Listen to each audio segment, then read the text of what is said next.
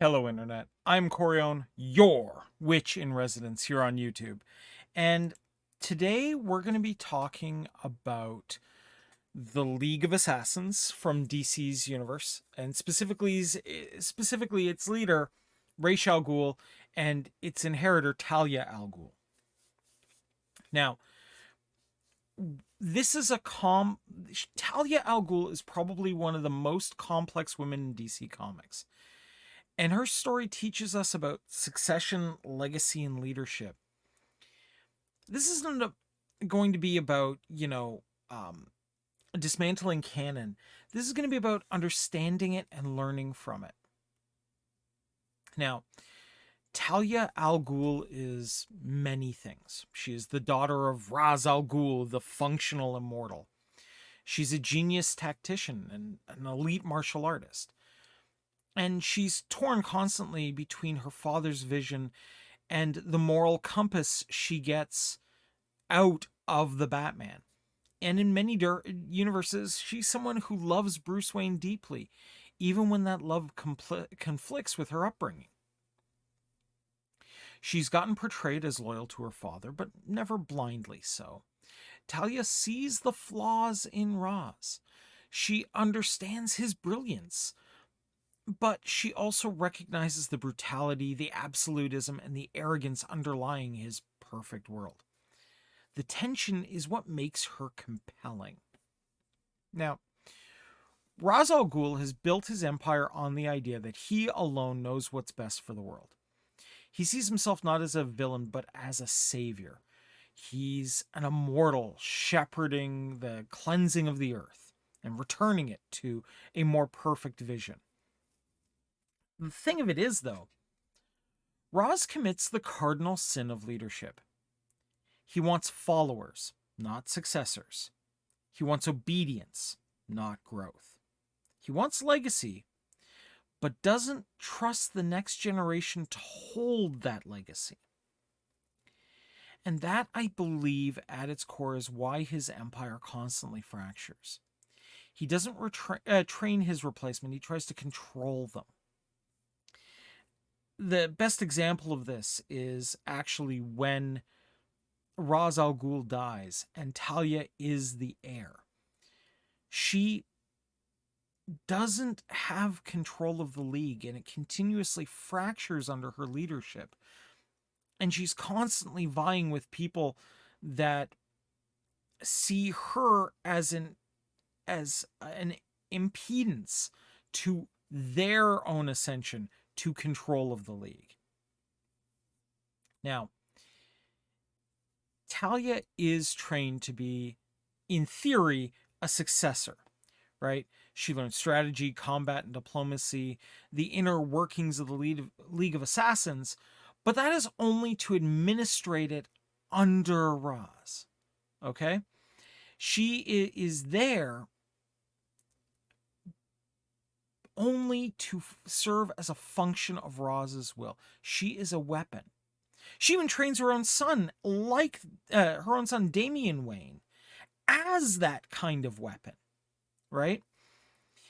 And I think she understands that inherent problem, but does not have the tools to do anything about it. She sees the problem of what happens if Ra's ever were to die, but doesn't know what to do about it if that's the case. She's not been trained to run the League. She's been trained to be the secretary, if you will, of the League. Right? And ultimately, this is why her leading the League never perfectly works out well when in stories Ra's dies. And this got me thinking a lot about my own views of leadership and legacy. And I need to kind of explain a little bit here, because in Wicca, leadership isn't about domination. What it is about is stewardship. We inherit the teachings of those who came before. We hold them only for the time we have, knowing full well that they don't truly belong to us. They belong to the community. See, everybody in craft is a link in a chain, from those who forged this path to those who carry it now, and eventually to those that will hold it long after we are past. Now, Ra's Al Ghul doesn't see this because he thinks he's going to live forever. And he clings to power so tightly that he strangles the very legacy that he wants to preserve, right? And we see this in the craft sometimes where a leader does not plan for what's going to happen after they are gone. They don't teach under the impression that they are going to leave a successor. They don't seek out people that are going to build the craft further up in wonderful and unique ways without them. And they don't seek people that are capable of moving forward without the personality that they have taken on as this leader like figure, and it starts looking more like a cult instead of the occult, if you will. So good leaders don't fear their successors, they prepare them, right? In craft, we train our replacements deliberately, not as rivals, not as threats, but as the next caretakers of something older and greater than we are. If we cling to power the way Raz does, we will fail the same way he does. But if we nurture, mentor, and give space for growth, then we do what Raz never actually could achieve, a legacy that endures. Okay? The story of Talia al Ghul teaches us a profound truth. We are shaped by our predecessors, but we need to not be bound to repeat their mistakes or inherit their failings.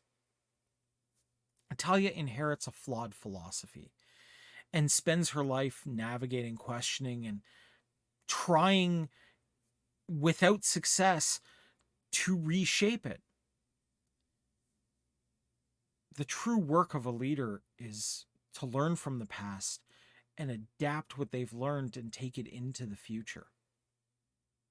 We have to accept the wisdom of the past, confront their failures, and prepare for a future to do better than what we did. Okay? Now, this matters, and this understanding that we need to train people to replace us is so important, no matter whether you're leading a coven, a study group, a workplace team, or just guiding people in your life. Legacy is not something you hoard, it's something you hand forward. And the world is always watching to see whether you lead us like Raz or whether you lead someone who understands that important truth of life and of making sure that we are passing on to future generations a better, more productive, more understanding world than we inherited. Now, thank you guys very much for putting up with me today. I am, of course, going to be continuing. I do these shows every Sunday, and I do hope you tune in. Thank you so much for spending your time with me today. Merry meet, merry part, and merry meet again. Take care, everybody. Bye bye.